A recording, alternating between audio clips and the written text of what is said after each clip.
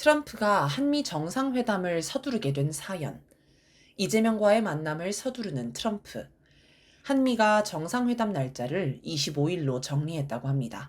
이는 미국 동부 시각 7월 30일 도널드 트럼프 대통령이 한국 측 관세협상단과의 면담 후 자신의 소셜미디어에 이준에 이재명 대통령이 백악관을 방문해 한미 정상회담을 할 것이라고 밝힌 데 따른 것입니다. 아무래도 일정을 조율하다 보니 2주 안에 회담을 잡지 못한 모양입니다. 그런데 애초에 트럼프는 한국 측 협상단에게 다음 주에 만날까? 라고 얘기했다고 합니다. 그걸 마코 루비오 미국 국무부 장관이 이재명 대통령 일정도 있으니 조율해야 한다는 식으로 설득해서 트럼프가 2주일이라고 쓴 겁니다. 그 자리에 있었던 김정관 산업통상자원부 장관은 트럼프 대통령이 이재명 대통령을 굉장히 만나고 싶어 하는 것 같았다라고 설명했습니다. 트럼프의 의중은 새 대통령의 대선 승리를 축하한다라는 문구에도 들어가 있습니다. 보통 한국 대선이 끝나면 곧바로 축하 전화를 하는 것과 달리 이재명이 당선됐을 때는 트럼프가 아무런 연락을 안 했습니다. 심지어 백악관은 중국의 간섭과 영향력 행사를 우려하고 반대한다라고 해 마치 극우 내란 세력이 주장하는 중국의 선거 개입설을 두둔하는 듯한 발언을 했습니다. 이 때문에 윤어게인 같은 극우 내란 세력이 미국도 우리 편이다라며 부정선거론을 더 열심히 퍼뜨릴 수 있었습니다. 이번에 트럼프가 공식적으로 이재명의 당선을 축하한 건 일종의 선물이나 다름없습니다. 트럼프는 한국 측 협상단에게 보통 대통령이나 총리가 아니면 직접 협상하지 않는데 강요급 협상단을 직접 협상한 건 한국을 존경하고 중시한다는 걸 보여주는 것이라고 말했습니다. 다른 나라 대통령을 불러다가 기자들 앞에서 망신 주는 걸 즐기는 트럼프가 한국에는 꽤나 신경을 쓰는 모양새였습니다. 트럼프가 왜 이랬을까요? 한국이 너무 많이 퍼주기를 해서 고마운 나머지 그랬을까요? 그런데 퍼준 게 고마웠다면 일본 대만에는 더 극진히 대우해야 했습니다. 트럼프는 그런 걸로 감사를 표하는 인간이 아닙니다. 상대가 하나를 내주면 10개를 더 빼앗는 게 트럼프입니다. 장사꾼, 사기꾼 기질이 다분한 트럼프는 뭔가 이재명 정부의 절실히 원하는 게 있었기 때문에 저런 이례적인 표현을 했을 것입니다. 국민 주권의 힘. 원래 미국은 이재명 집권을 방해했습니다. 지난해 12월 23일 미국 의회조사국 CRS는 한국 정치 상황을 담은 보고서를 통해 윤석열의 친미 친일, 반중 반북 정책에 맞서는 반미 반일, 친중 친북 인사로 이재명을 규정했습니다. 또한 이재명이 여러 재판을 받고 있다며 범죄인 취급하면서 윤석열 탄핵 헌재 판결 시기와 이재명 재판 시기에 따라 이재명이 대선에 출마하지 못할 수 있다고 지적했습니다. 이건 이재명 재판이 끝날 때까지 윤석열 탄핵 심판을 늦추라는 지침이나 다름없었습니다. 또 2월 초에는 조셉윤 주한미 대사대리로 추정되는 인물이 박선원 민주당 의원에게 윤석열 파면이 조기에 인용되면 국힘당에 불리하다. 3월 26일 이재명 2심 선고일에 맞춰서 헌법재판소 판결이 나올 가능성이 크다. 2심 재판부가 이재명 형량을 깎지 않을 것 같다. 이재명, 윤석열 다 나가야 한다는 분위기를 조장할 것이라는 등의 이야기를 했습니다. 그리고 실제로 이 내용대로 상황이 흘러갔습니다.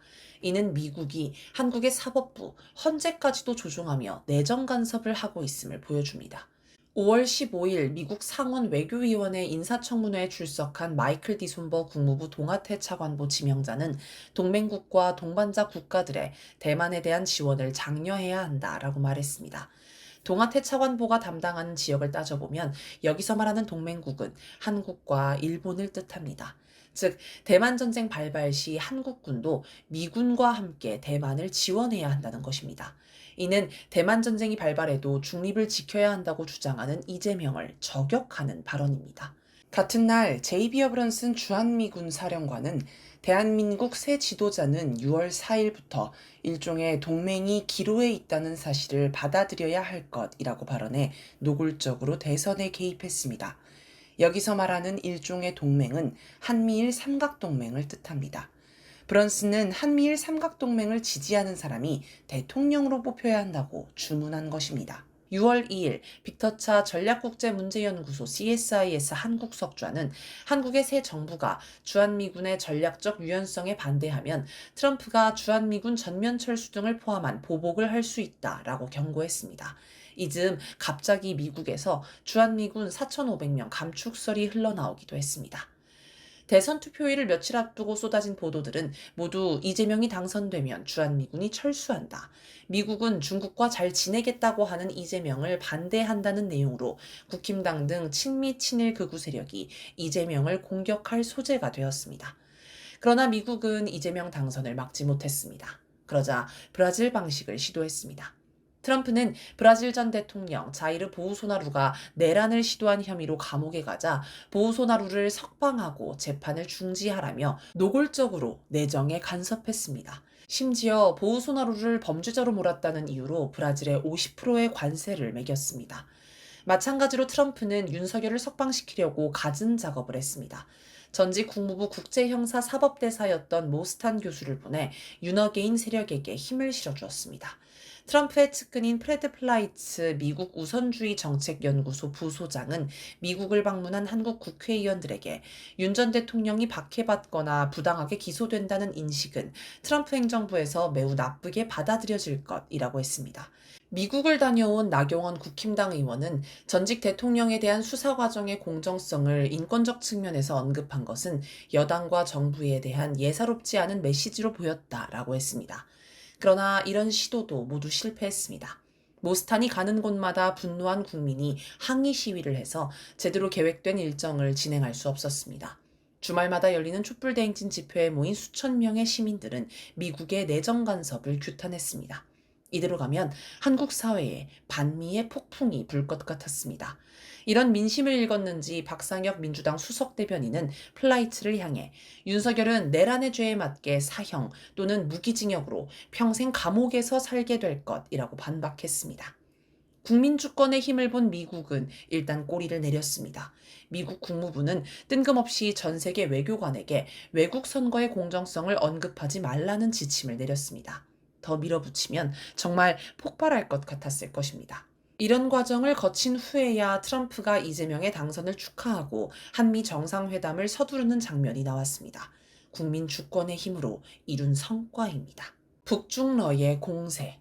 하지만 국민 주권의 힘만으로 트럼프가 움직였다고 하기에는 이해가 안 가는 부분도 있습니다.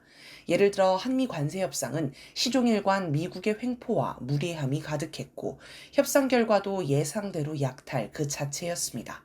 뭔가 다른 요인이 있었을 것입니다. 관세협상 타결 직전에 있었던 특별한 일을 떠올려보면 김여정 조선노동당 중앙위원회 부부장의 연속 담화가 있습니다. 이재명 정부와 트럼프 정부를 향해 하루 만에 아침 저녁으로 담화를 발표하는 매우 특이한 모습이었습니다. 특히 대남 담화는 이재명 정부 들어 처음이었는데 특별한 계기가 있지도 않아서 어떤 의도로 시점을 골랐는지 의문이 풀리지 않았습니다. 일단 아침에 나온 대남 담화는 이재명 정부가 아무리 남북 관계를 진전시키려는 움직임을 보인다 해도 결국 한미연합훈련 같은 적대 행위를 멈추지 못할 것이 분명하니 대화할 일은 없다는 냉정한 입장을 담고 있었습니다. 저녁에 나온 대미 담화 역시 트럼프 정부가 북미 대화를 원하지만 비핵화를 언급하는 이상 대화는 없다고 못을 박는 내용이었습니다. 지금 트럼프는 한편으로 전 세계를 상대로 관세 전쟁을 하며 무너져가는 미국 경제를 살리는 데 힘을 쏟고 있으며 다른 한편으로는 무너져가는 군사 패권을 유지하려 고심하고 있습니다. 이 가운데 미국의 군사 패권을 무너뜨리고 있는 핵심 나라는 북한, 러시아, 중국입니다. 일단 북한은 미국 본토에 핵 위협을 가하는 유일한 나라입니다. 물론 러시아, 중국도 핵 미사일이 있지만 공개적으로 미국 본토를 핵 공격하겠다는 말은 하지 않고 그런 훈련을 하지도 않습니다. 그런데 북한은 기회가 있을 때마다 미국 본토를 핵 공격하겠다고 공언하며 핵 공격 훈련도 공개적으로 합니다. 그래서 트럼프 역시 기회가 있을 때마다 북한은 핵 보유국이다. 핵을 가진 나라와 잘 지내야 한다. 내가 집권했을 때 북한과 대화해서 핵 위협이 없었다라고 강조합니다. 또 김정은 국무위원장에게 친서를 보내려고 하는데 북한이 수령을 거부하고 있다고 합니다. 북한이 미사일 발사 등 군사 행동을 할 때마다 대화하고 싶다고 얘기하기도 합니다. 페르난도 하다지 브라질 재무부 장관의 말처럼 북한을 향해 꼬리를 흔들거나 I love you, 사랑한다라고 말하고 있는 셈입니다. 미국은 우크라이나 전쟁에서 러시아에 밀리고 있습니다. 최근에도 트럼프는 블라디미르 푸틴 러시아 대통령에게 50일 안에 휴전하라, 10일 안에 휴전하라 압박하지만 러시아는 들은 척도 안 합니다. 오히려 7월 들어 우크라이나 공습 규모가 매일 기록을 경신하고 있습니다. 5월 대공습에 이은 여름 공세가 시작된 것입니다. 이대로 가면 우크라이나의 수도 키이우마저 점령당할 수 있다는 이야기도 나옵니다. 트럼프는 역겹다라며 푸틴을 비난했지만 달리 할 수 있는 일이 없습니다. 러시아와 교역하는 국가에 2차 관세를 부과하겠다고는 했지만 트럼프 자신도 제재가 러시아를 괴롭힐지는 모르겠다. 그것이 효과가 있을지 모르겠지만 우리는 할 것이라고 했습니다. 반면 푸틴은 러시아가 작년 6월 제시한 휴전 조건은 그대로 남아있다라며 러시아의 목표는 변함이 없다라고 했습니다. 양보할 생각이 없다는 것입니다. 일단 조만간 두 정상이 만나기로 했지만 미국이 원하는 결과가 나올 것 같지는 않습니다. 일각에서는 푸틴이 변했다고 합니다. 그전에는 나토의 동진을 견제하는 차원에서 러시아계가 많이 사는 돈바스 지역만 차지하고 전쟁을 끝내려는 듯 보였는데 이제는 수도 키이우까지 진격할 수도 있겠다는 생각이 듭니다. 6월 20일 푸틴은 상트페테르부르크에서 열린 경제회의에서 우리는 수미를 차지하려는 목표를 갖고 있지 않다. 그러나 원칙적으로 배제하지 않는다. 러시아 병사가 발을 디딘 곳은 어디든 우리 것이라고 했습니다. 수미는 우크라이나가 침공했던 쿠르스크 지역과 맞붙은 우크라이나 지역입니다. 러시아는 쿠르스크의 안전을 확보하기 위해 원래 점령 계획에 없었던 수미에 진격해 완충지대를 만들고 있습니다. 푸틴의 말대로면 그리고 지금 러시아군의 진격 속도를 보면 키이우 점령도 시간 문제입니다. 수도를 빼앗기면 우크라이나는 사실상 망한다고 봐야 합니다. 어쩌면 러시아는 우크라이나 전체를 점령할지도 모를 일입니다. 그러니 미국이 휴전을 서두르는 것도 이해가 갑니다. 그런데 푸틴이 변하고 미국이 휴전을 서두르는 배경을 북한 변수에서도 찾아볼 수 있습니다. 쿠르스크 전투에서 북한군과의 교전을 직접 지휘한 우크라이나 제225 독립강습여단 사령관 올레흐 시라예프는 북한군이 없었다면 러시아가 쿠르스크를 탈환할 수 없었을 것이라고 설명했습니다.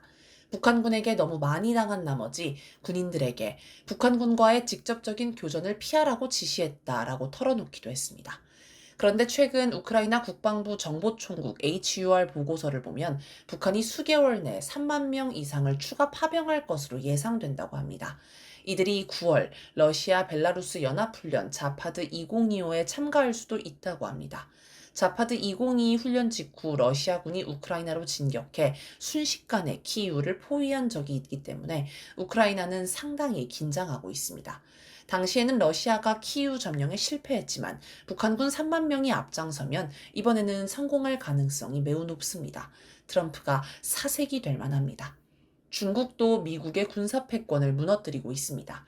6월 7일 중국 최초의 항공모함인 랴오닝함이 포함된 함대가 제2도련선을 돌파하는 사건이 발생해 미국과 일본이 발칵 뒤집혔습니다. 같은 시기 산둥함도 서태평양에 출현해 항공모함 2대가 합동작전을 펼치는 능력을 과시했습니다. 그동안 중국의 해양 전략은 미일의 중국 접근을 허용하지 않겠다는 반접근, 지역 거부, A2AD 전략이었습니다. 이번 제2도련선 돌파는 중국이 그간의 방어형 전략에서 벗어나 태평양의 미군 기지를 직접 압박하는 공격형 전략으로 전환했음을 보여줍니다.